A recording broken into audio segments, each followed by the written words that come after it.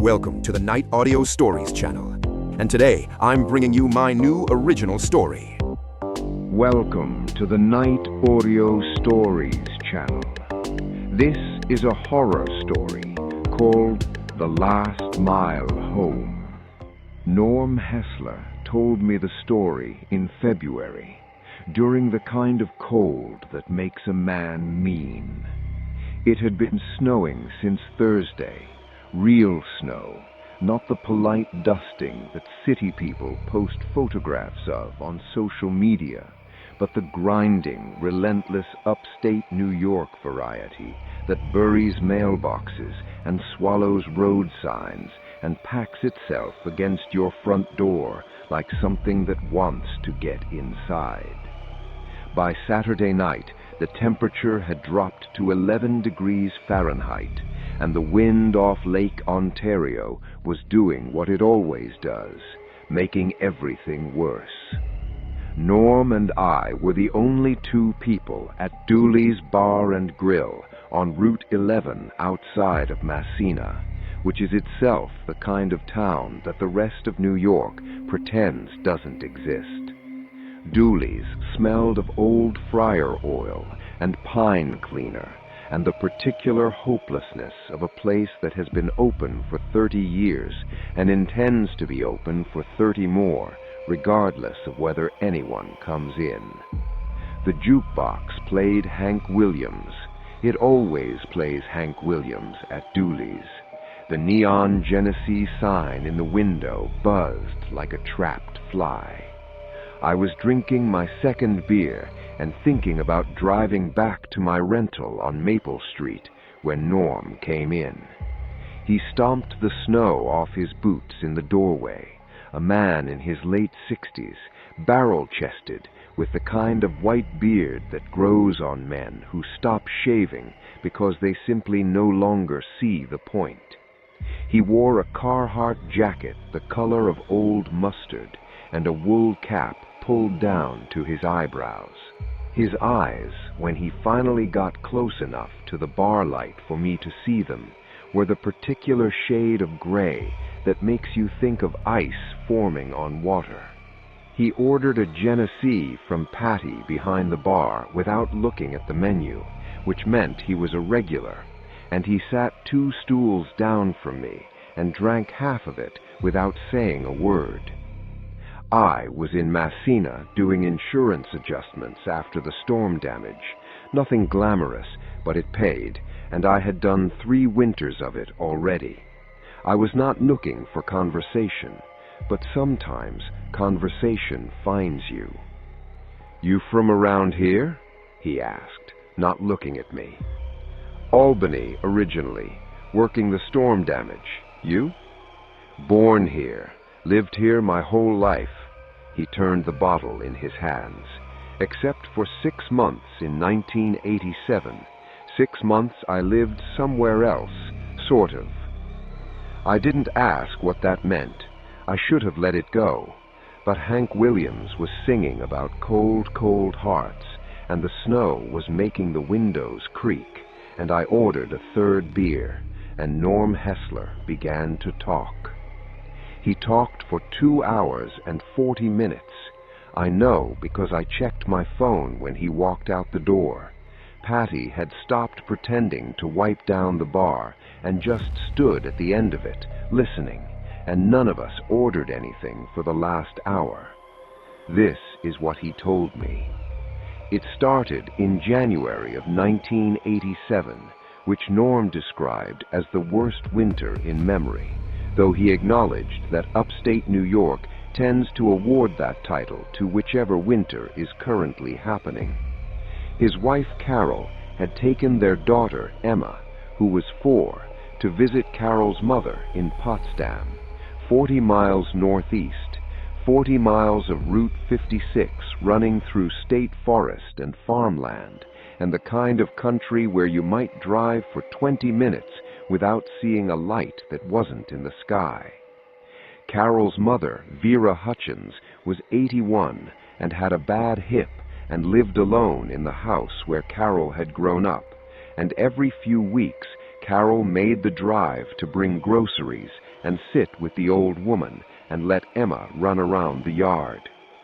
They had left on Friday morning when the sky was white and still and the forecast called for flurries. By Friday afternoon, the flurries had become something the Weather Service called a significant winter event, which is bureaucratic language for the kind of storm that kills people.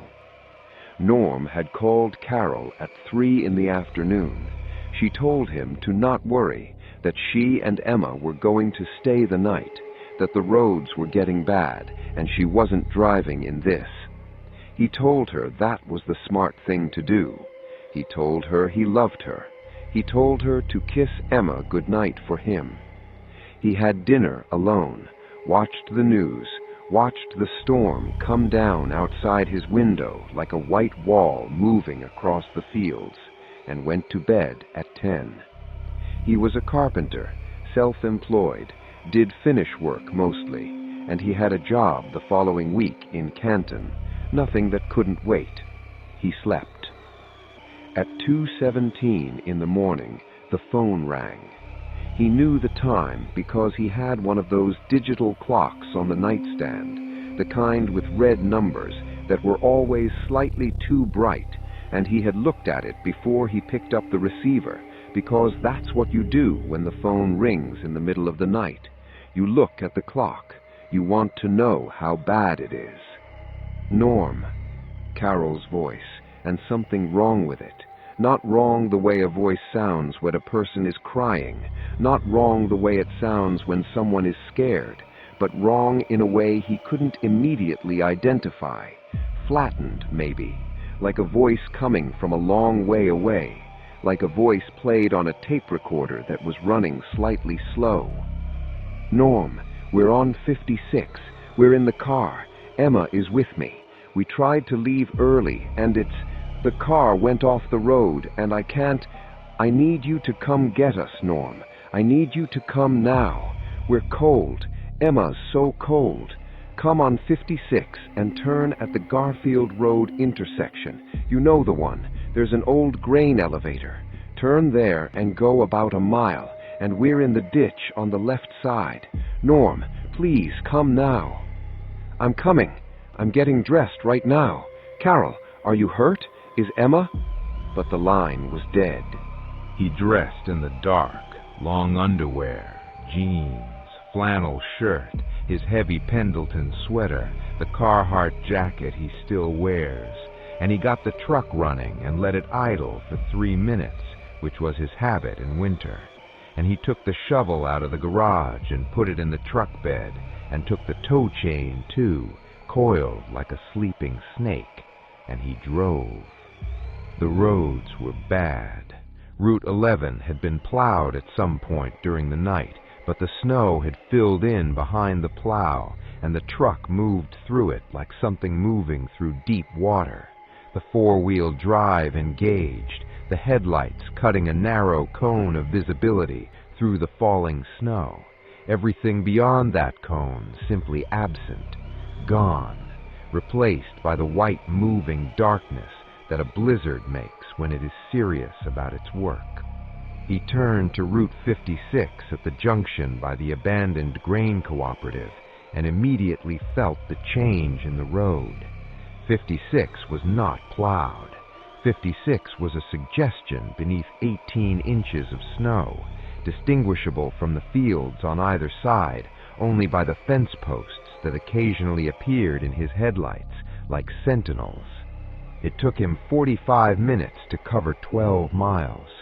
He checked his watch when he passed the Garfield Road intersection. That was the landmark Carol had given him, the grain elevator, dark and enormous in the headlights, a thing the size of a church, but shaped like nothing a church ever was. And he turned and drove slowly, slowly, watching the left side of the road. He saw the car before he saw anything else. It was Carol's Buick Century, the 1982 forest green, which Carol always said was the color of money, and he always said was the color of mold. It sat at an angle in the ditch, the front end lower than the back, the driver's side door hanging open. The snow had drifted against it. From the angle and the accumulation, he calculated that it had been there for at least 4 hours, maybe 5, maybe since before Carol called him. He stopped the truck and got out. The cold was the kind that stops your breath, a wall of it, solid and personal, as if the weather had decided to make this particular moment its full attention. The wind had died, which almost made it worse. The stillness of it, the snow falling straight down in the headlight beams like a curtain being lowered. He walked to the Buick. Empty. Both front seats empty, the back seat empty, Emma's car seat in the center of the back still buckled and still holding the shape of a 4-year-old child, but holding nothing else. On the passenger seat, Carol's purse. On the floor, Emma's stuffed rabbit, the yellow one with the button eye that had been replaced twice, lying on its side as if dropped mid-conversation. He stood in the snow beside the open car and called their names. The snow took his voice and held it and gave nothing back. Here is what Norm Hessler told me about the thing that happened next, in his exact words, as best as I could reconstruct them afterward, in the parking lot of Dooley's, while the snow was still coming down, and my fingers were going numb on the notepad I had found in my glove compartment. I was standing there next to Carol's car, and I was doing the math, which is what you do. You can't help it. I was thinking, she called at 2:17, and she said they were cold, and the car's been here since before that, maybe since midnight, maybe since 10, maybe since whenever the car went off, and it's 11 degrees, and they're not in the car, and the doors were closed, the passenger door was closed, just the driver's door open, which means Carol got out. She got out and she took Emma and she went somewhere. But where?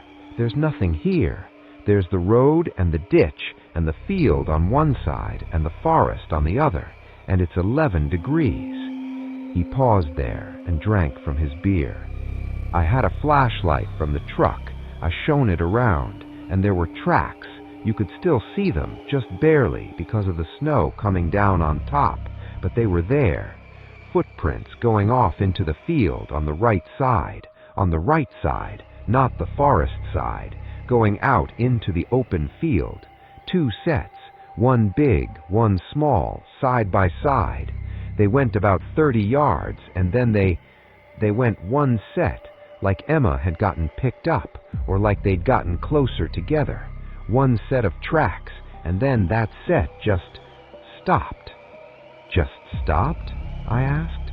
Just stopped, he said. 30 yards out in a field in a blizzard at 2 in the morning.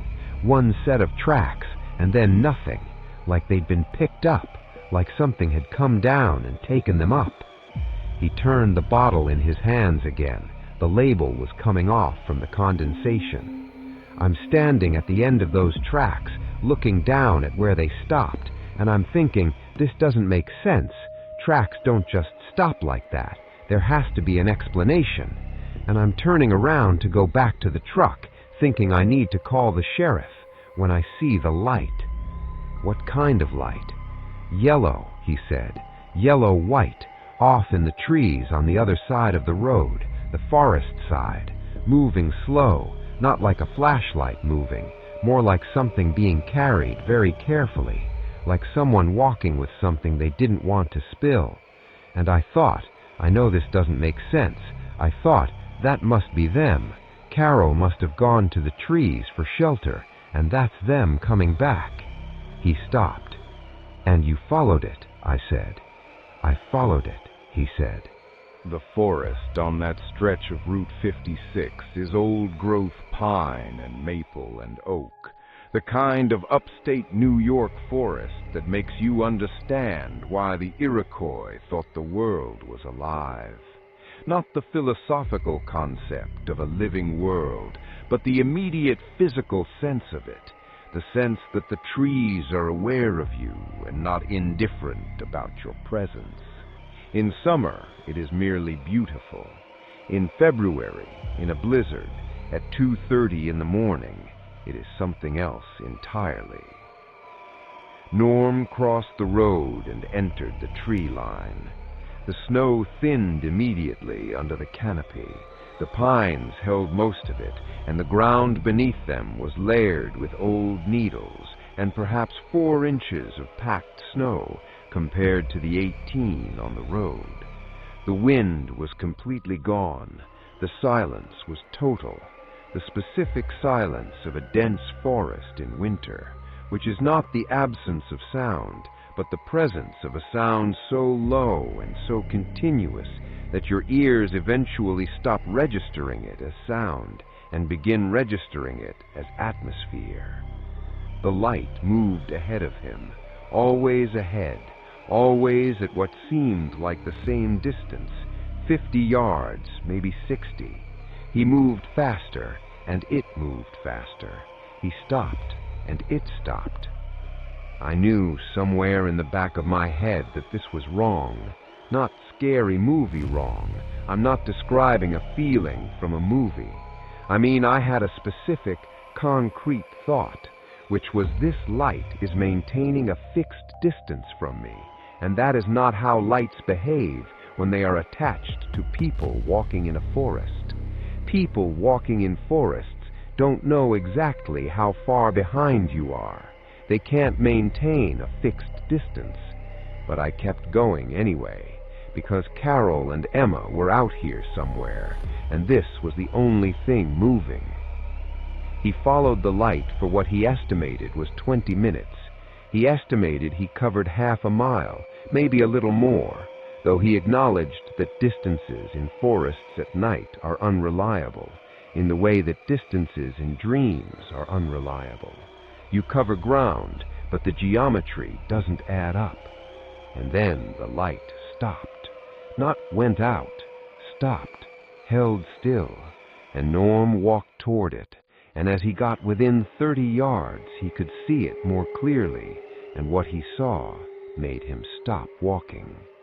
It was a house, not a cabin, not a hunting camp, a house, a full 2-story farmhouse with light in every window, yellow light, warm light, the kind of light that in any other context would mean shelter and safety and a telephone and hot coffee, white clapboard siding, a covered porch, a barn off to one side, in the middle of the state forest, half a mile from the nearest road, as if it had always been there, and the trees had grown up around it like a secret being kept. I know every piece of land within 10 miles of this town, Norm said. I have hunted and fished and logged and worked every piece of it. There is no house in those woods. There has never been a house in those woods. He went to it anyway. He went to it because the light was on in every window, and Carol and Emma were missing, and it was 11 degrees. He knocked on the door. The knock sounded wrong, too loud, too sharp, the sound of knuckles on a door in a room with no furniture, no rugs, no curtains, no soft surfaces to absorb the impact. He registered this and filed it away. A woman answered. She was perhaps 50, perhaps 70. Age was difficult to assign to her, as if her face had decided on a general era and then declined to be more specific. She wore a house dress of a dark blue that might have been green, and an apron, and her hair was gray and pinned up in a way that suggested the 19th century. Her face was, Norm struggled for the word, and eventually settled on patient. She had a patient face, the face of someone who has been waiting a long time and made peace with the waiting. "Come in out of the cold," she said. He stepped inside.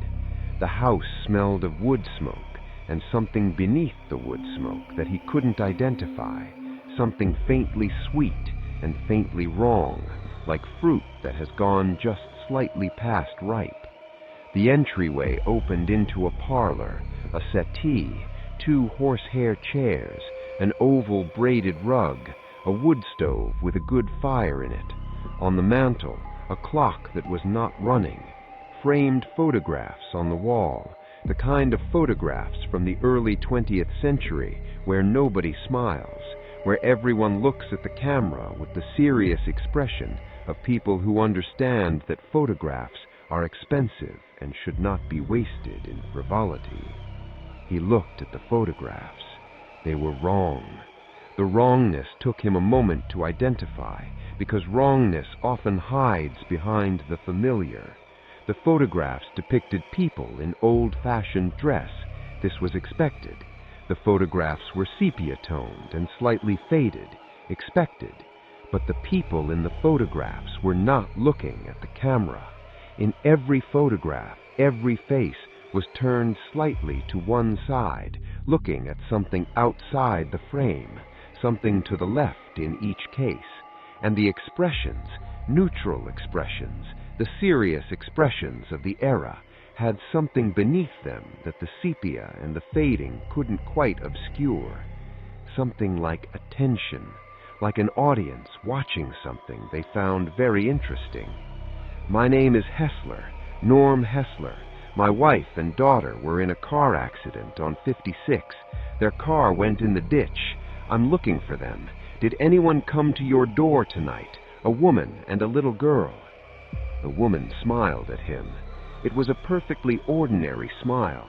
The corners of the mouth turned up, the eyes crinkled, and yet it produced in Norm a feeling he described to me as the feeling you get when you are driving and you suddenly forget the last 5 miles, when the automatic part of your brain has been doing the work and you have been somewhere else entirely, and then you come back and the 5 miles are gone and you have to take it on faith that you drove them correctly. Your family, yes, they're here. They came to us for help. Come sit by the fire. She led him through the parlor and through a door into a hallway, and the hallway was longer than the house should have been able to accommodate. This thought arrived clearly in Norm's mind and was immediately accompanied by a kind of static, a mental fuzz that made it difficult to hold the thought steady. He walked down the hallway and tried to count the doors on either side. He counted 3 on the left, 4 on the right, or 2 on the left, 5 on the right.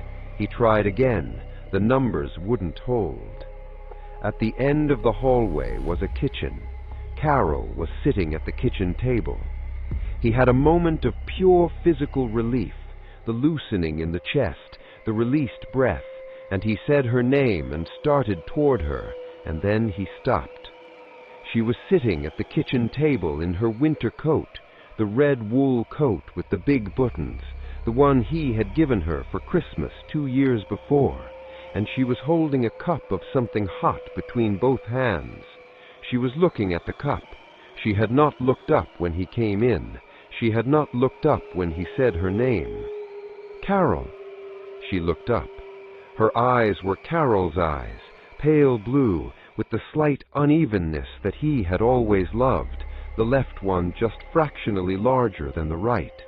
The face was Carol's face, the particular architecture of it, the sharp jaw, the spray of freckles across the nose that she had always hated and he had always loved. It was Carol. He was certain of this. But the eyes were elsewhere. The eyes were present in the way that eyes in photographs are present. They occupy the space, they point in the right direction, but there is nothing behind them receiving the information. Looking at Carol's eyes, he had the sudden vertiginous sense of looking at a window and seeing not through it, but at it, at the glass itself, the surface, the thing that pretends to be transparent. "Carol, where is Emma? Where's Emma, sweetheart?" "Upstairs," Carol said. Her voice had that quality again, the slowed tape, the long distance. "She's sleeping. She's warm." "I need to get you both out of here. The roads are bad, but I've got the truck." "Sit down, Norm." And her voice was normal then, briefly, entirely Carol. the slight impatience in it, the particular way she said his name when she thought he was overreacting. "Sit down and warm up. We're not going anywhere tonight." He sat down. He didn't decide to sit down.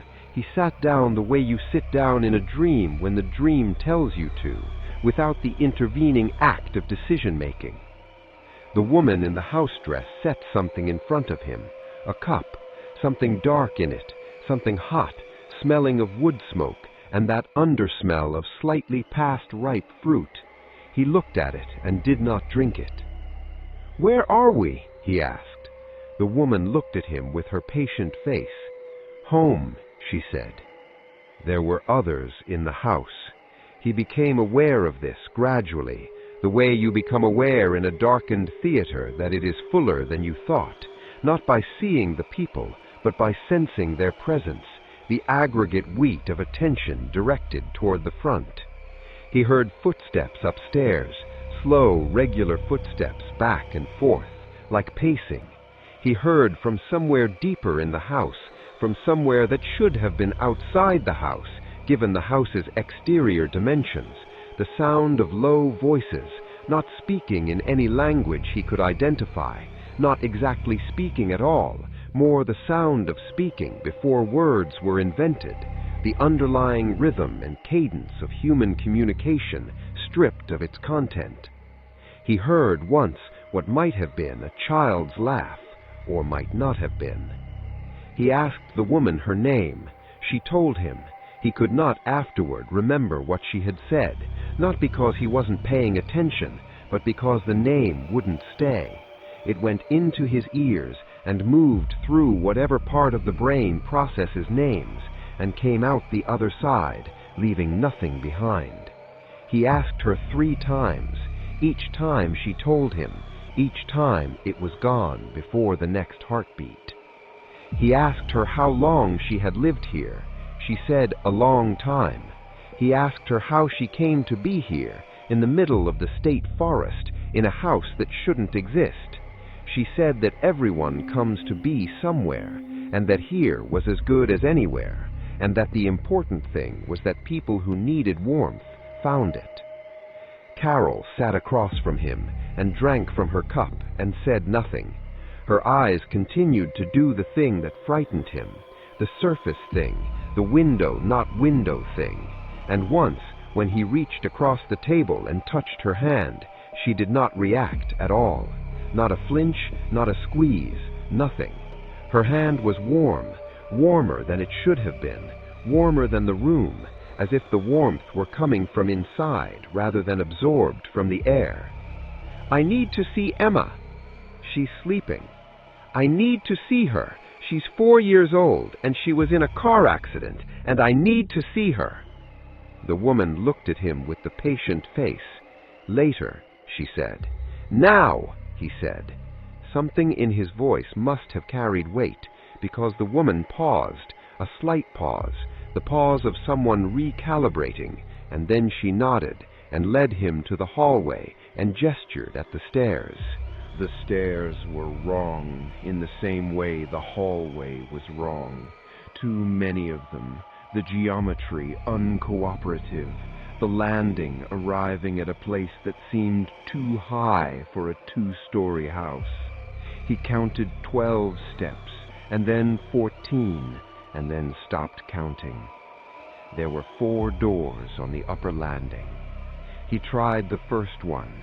It opened onto a room that was full of furniture, not arranged furniture, not a furnished room, but furniture accumulated, stacked, crammed in, chairs on tables, dressers with their drawers pulled out and placed on top of each other, a brass bed frame standing vertically against the far wall like a man at attention. All of it was old, all of it was dusty, and all of it, he noticed, faced the same direction. The chairs turned, the table ends oriented, the bed frame tilted just slightly, so that if the objects were people, they would all be looking at the same thing in the far corner of the room. The corner was empty. He closed that door. He tried the third door and found Emma. She was in a small room, smaller than the other rooms, closer to the dimensions that made physical sense, and she was in a bed that was the right size for a 4-year-old, which seemed almost aggressively normal after the accumulated wrongness of the house. White iron bed frame, white quilt, white pillow. Emma in it, asleep, on her side, her dark hair fanned out on the pillow. He crossed the room and crouched beside her and looked at her for a long time. She was breathing. Her chest rose and fell with the slow regularity of deep sleep. Her color was fine, the color of a child who is warm and comfortable, the pink in her cheeks that comes from blood circulating at the proper rate. He checked her hands, her face, the back of her neck. No injuries from the accident, no frostbite, nothing wrong that he could find. But she was too still. Children move in their sleep. He knew this from 4 years of watching Emma sleep, checking on her the way parents check, the parental habit of surveillance that love makes compulsory. She moved, she rolled, she threw her arms out. Once she had sat up in the middle of the night and said with great clarity and conviction, "The duck is sleeping," and then lain down again without waking. Emma was not moving. Her breathing was deep and regular, and she was not moving at all. He touched her cheek, warm. He said her name, quietly, the way you say a sleeping child's name, not wanting to fully wake her, but needing to reach her, needing some response. Nothing. He said it louder. Nothing. He picked up her hand, and she let him, not like a sleeping child who resists unconsciously, who curls fingers or pulls away, but like a hand that belongs to someone who has gone somewhere and left the hand behind. "Emma, Emma, baby, it's Daddy. Emma, wake up. We're going home." Her eyes opened. Brown eyes. Carol's eyes. Brown to Carol's blue, but with the same slight unevenness, the same fractional imperfection in the proportion. Emma's eyes, looking at him, and for one moment, a moment as long as a heartbeat, as brief as a door closing, they were her eyes entirely, recognizing him, seeing him, and the relief in her face was so pure and so complete that it broke something in his chest. "Daddy," she said, and then the eyes went elsewhere. The surface closed over them like ice forming on water. "Daddy, come home," she said, but the voice was Emma's voice from somewhere very far away, relayed through something that had learned to make the right sounds without understanding what the sounds were for. He picked her up. She didn't resist. She lay against his shoulder with the particular boneless weight of a sleeping child, and he held her as tightly as he had ever held anything in his life, and he walked out of the room. The woman was at the top of the stairs. She had not been there a minute ago. She was there now, in the house dress and apron, with the patient face, and she was not quite blocking the stairs, but she was standing close enough to them that moving past her would require asking or pushing, and neither of those felt straightforward. "Let me out of this house," Norm said. "It's very cold outside," she said. "I know it's cold outside. I drove here in it. Let me out of this house with my daughter." "Your wife is still downstairs." The way she said it was not a threat. Norm was clear on this when he told it to me. It was not a threat, not a warning, not a negotiation. It was simply a statement, delivered with the patience of the patient face, with all the urgency of a fact that has been true for a long time and expects to be true for a long time more. "I'm going downstairs to get my wife," he said, "and then we're leaving." The woman looked at him for a moment. Then she stepped aside. He went downstairs.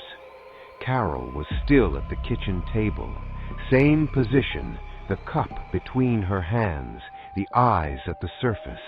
He set Emma in the chair beside her and took Carol by the shoulders and said her name, firmly, not loudly, the way you talk to someone who has had a shock and gone inside themselves, the way you reach for someone who is in the middle distance. "Carol, it's Norm. We're going home. Put your coat on and get up." She looked at him. "Carol," she said. Her voice was in the long-distance place. "That's right, Norm, your husband. Get up." He pulled her to her feet.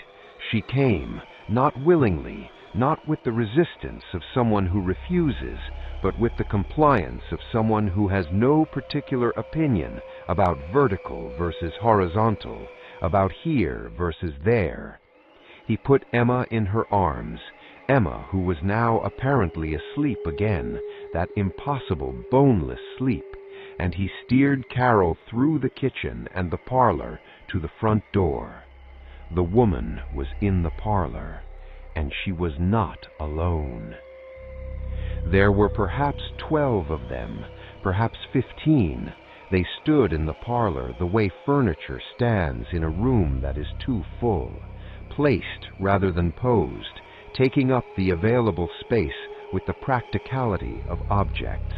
Men and women mostly, with 2 or 3 that might have been either, and all of them with the patient face. They were not blocking the door. This was important, Norm said.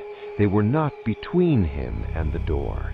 They were simply present, simply there, and looking at him the way the people in the photographs looked at the thing outside the frame, with that complete, focused, non-aggressive attention. He looked at them. He looked at their faces. What he understood then, and could not explain in rational terms, and did not try to explain in rational terms, was this. These were people who had come in from the cold. All of them. At some point, some longer ago than others, all of it longer ago than it should have been, they had come in from the cold. In from a winter like this one, guided by a light in the trees, or a voice on a telephone, or the simple, impossible presence of a warm house where no warm house should be. They had come in. They had been given something hot in a cup. They had sat by the fire, and the cold had gotten out of them. All of it. All the cold, which is another way of saying all the urgency, all the need, all the animal insistence on getting up and going and surviving and returning to the people who were waiting. The cup on the table. He had not drunk from the cup. He tightened his arm around Carol and held Emma between them and walked to the door and opened it. The cold came in like a living thing, immediate, physical, opinionated. Behind him he heard the woman say, not loudly, not with anger, "You'll be cold out there." "Yes," he said, "I will be." He stepped outside. He did not look for the light in the trees. He did not try to retrace the path he had taken to get there. He walked in a straight line away from the house, not toward anything, but away from something. And he held Carol upright, and he held Emma against him, and he walked. The cold was absolute. The snow was mid-calf. The trees pressed close. He did not look behind him. He walked for what he estimated was 15 minutes. though time in that place, in those conditions, he acknowledged, was not reliable. He walked until he saw the fence posts along Route 56, the ones he had navigated by on the way in, half buried in snow. He saw them, and he walked toward them, and he hit the road, the buried, unplowed, invisible road, and he turned, and he walked north toward where the truck was. Carol walked beside him. She walked like someone who has been woken from a deep sleep and has not yet entirely returned, compliant, unprotesting, present in body, but partial in every other way. But she walked. Emma slept against his shoulder. He reached the truck. He got Carol into the passenger seat and buckled her seatbelt, which she did not assist him with. He put Emma in the back and buckled her car seat, and she made a sound then, small, automatic, the sound a child makes when moved during sleep, and it was the most beautiful sound he had heard in his life up to that point. He got in the driver's seat. He turned the key, and the engine came up immediately, which it always did, which was one of the things he had always appreciated about that truck. He sat there for a moment with his hands on the steering wheel, and the heater running, and the snow falling in the headlights, and he thought very carefully about whether to look in the rear-view mirror at the tree line. He decided not to. He put the truck in drive, and he went home. "What happened after?" I asked him. "Carol and Emma, were they all right?" He was quiet for a while. The jukebox had shifted from Hank Williams to Merle Haggard, which at Dooley's constitutes a significant musical event. "Emma was fine," he said finally. "Completely fine. She woke up about halfway home and asked if we were having pancakes for breakfast, and that was that. She didn't remember any of it. The car accident, the snow, the house, none of it. She was 4. Maybe 4-year-olds don't hold on to things like that. Or maybe she held on to it and put it somewhere I couldn't see. And Carol?" He took a long drink. "Carol was different for a while. Weeks, maybe a month. Not wrong, not sick, just reduced. Like a radio playing at lower volume. Like some of her had stayed behind in that kitchen, and the rest of her was doing its best. She didn't remember any of it either. Said the last thing she remembered was the car going off the road, and then she was sitting in my truck. Did she come back to herself? Mostly." He turned the bottle. "Carol was fine. We were fine. She went back to work in the spring. We had another kid, Danny, in 1989. She passed in 2019, pancreatic cancer. Went fast, which I'm grateful for, because she was terrified of slow things." He paused. "She was Carol again for all of that. Almost all of it." "Almost?" He shrugged. It was a careful shrug, not dismissive, but precise, the shrug of a man who has thought carefully about what he is about to say. "Sometimes, not often, once a year maybe, once in 2 years, I would look at her and the eyes would be in that other place, just for a second, a heartbeat, maybe less, and then she'd be back. She never knew it happened. I never told her." He finished his beer. Didn't see the point. He put his coat on and he left a 20 on the bar. Enough for his 2 beers and a tip that was more generous than the 2 beers warranted, which I took as the gesture it was. The gesture of a man who has told you something real and feels the bartender deserves something for being present while he told it. At the door he stopped and turned back. "One other thing," he said. I waited. That spring, April, I think, when the snow came off. I went back to that stretch of 56, walked into the trees, went looking for the house. Did you find it? Foundation, he said. Old foundation, fieldstone. 100 years old at least, maybe more. The house had burned at some point. You could see the char on the stones, on the ground around it. Long time ago, nothing standing. Just the foundation and the chimney base and some old boards rotted down to nothing. He zipped up his Carhartt. The thing is, he said, there was something growing in the foundation. Flowers, white ones. In April, in upstate New York, when nothing else was up, just these white flowers growing out of the old stone.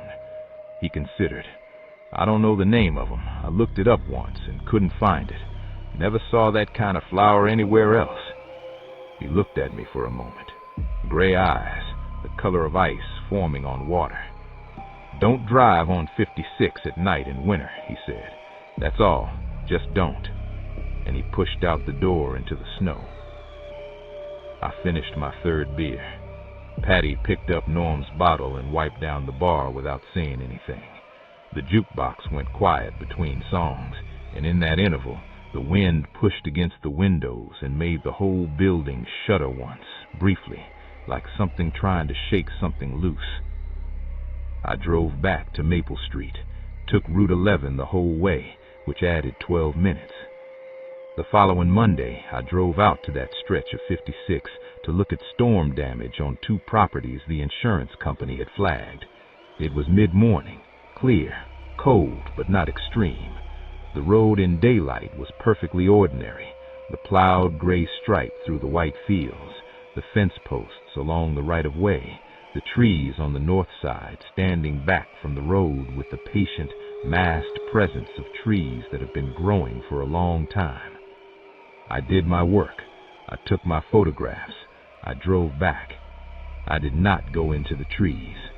I want to be clear about why I did not go into the trees. It was not fear exactly, not the spiked immediate fear of a threat perceived. It was something else, the feeling you have when you know that some information will change things, and you are not yet sure you want things changed. The feeling of a door that you know is there, and have decided for now to leave closed. Norm Hessler's advice was specific. Don't drive on 56 at night in winter. I hadn't driven it at night.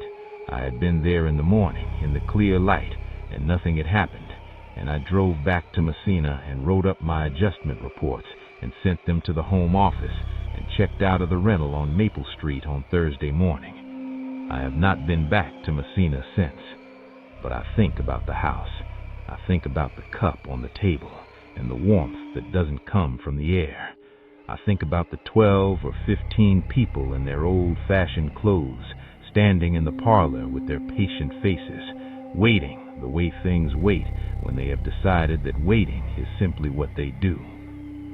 I think about what Norm said, that the cold had gotten out of them, all the urgency, all the animal insistence on surviving.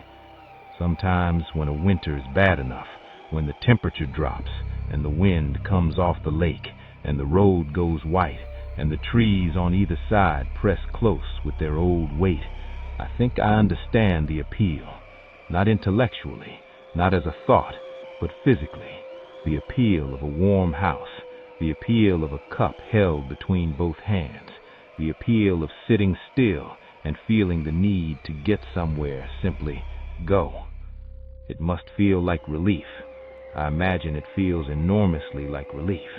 And then I turn up the heat in the car, and I drive faster, and I find a road with good lighting, and I do not stop until I can see other lights, house lights, street lights, the lit windows of gas stations and diners, and all the bright, ordinary commerce of people who are warm and going somewhere, and who have not yet sat down in a kitchen in the middle of a forest in February and been offered something hot in a cup.